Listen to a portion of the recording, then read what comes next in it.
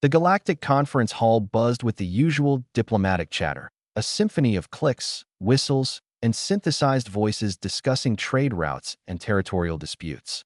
Georgia sat in the human delegation's corner, her plain gray suit blending perfectly with the utilitarian chairs. She was the assistant to the assistant, the note-taker nobody remembered meeting, the face that disappeared the moment you looked away.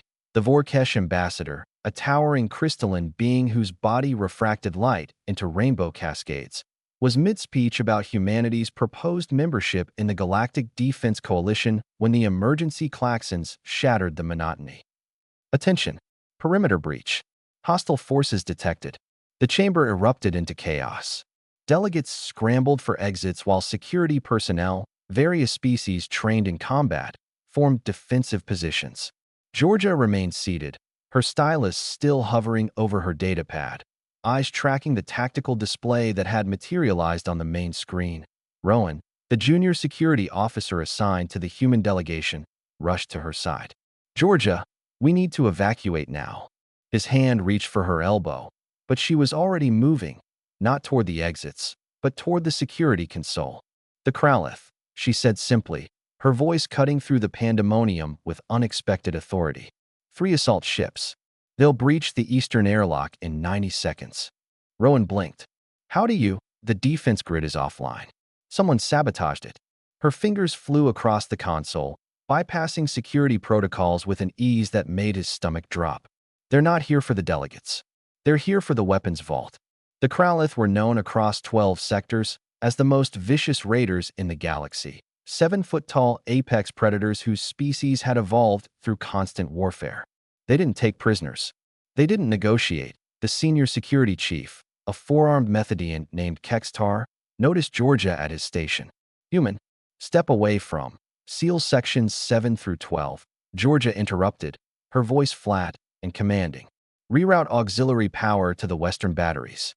You have 30 seconds before they're inside." Kextar's training overrode his indignation. Something in her tone, in the cold precision of her movements, made him obey. The western defense batteries hummed to life just as the first Kralith ship attempted entry. The resulting explosion lit up the view screen. 2 ships remaining, Georgia continued. "They'll adapt. Split formation, try the maintenance tunnels." She pulled up a schematic that even Rowan hadn't known existed. "There. Tunnel J7. It's unmonitored. Rowan, take teams Alpha and Delta. Seal it. Plasma charges, not kinetics." "Ah, yes, ma'am." Rowan found himself saluting a woman whose job description included fetching coffee before sprinting toward the armory. For the next 18 minutes, Georgia orchestrated the defense with surgical precision. She predicted every Kralith tactic before it unfolded, countered every feint, exploited every weakness in their assault pattern. When 6 Kralith warriors breached the main hall despite everything, Georgia's hand moved to her hip, a motion so smooth it seemed practiced, and suddenly she held a weapon that definitely hadn't been visible moments before. The first Kralith died before his brain could register the threat. The second lunged at her with claws extended, and Georgia sidestepped with economy of movement, redirecting his momentum into the wall before putting 2 rounds through his spinal ridge. The remaining 4 fell in quick succession, each dispatched with brutal efficiency and 0 wasted motion. The entire engagement lasted 11 seconds. The hall fell silent. Every eye fixed on the mousy assistant who'd just killed 6 of the galaxy's most feared warriors with the casual competence of someone checking items off a grocery list. Kextar's voice was hushed. "What are you?" Georgia holstered her weapon. Where, exactly, remained a mystery, and smoothed her gray suit. "I'm the assistant to the assistant," she said mildly, already walking back to her chair. "I take notes."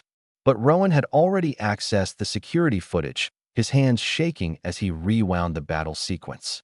Frame by frame, he watched Georgia move, every step calculated, every shot placed within human precision.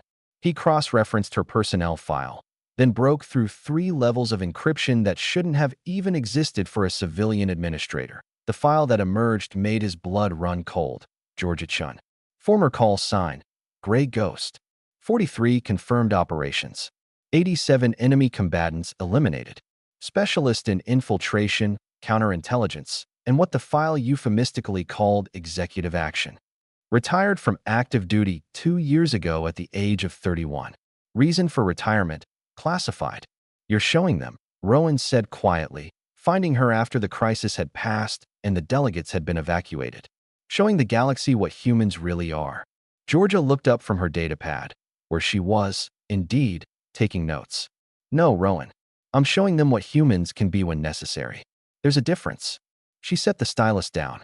Every species in the coalition has warriors, soldiers. But humans? We have this switch. We can be soft, patient. We can sit in meetings and take notes and be so forgettable you won't remember our faces. Her eyes met his, and he saw something ancient and cold swimming in those depths. And then, when required, we can become something else entirely. They're terrified, Rowan admitted. I've been monitoring the diplomatic channels. The Vorkesh are calling for a full investigation into human military capabilities. Good. Georgia returned to her notes. Let them wonder.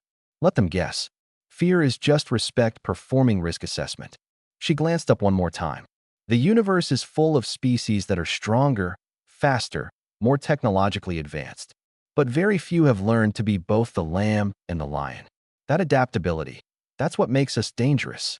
The video of George's 11-second decimation of the Kralith strike team spread through the galactic networks like wildfire.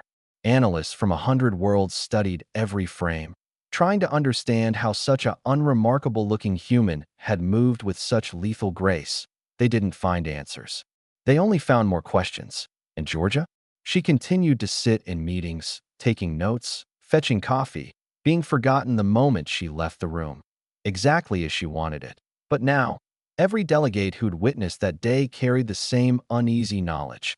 The humans had walked among them, unnoticed, unremarkable, and utterly terrifying in their hidden depths. Humanity's application to the Galactic Defense Coalition was approved unanimously the following week. Nobody wanted to vote against a species that could produce people like Georgia Chun. Yindi.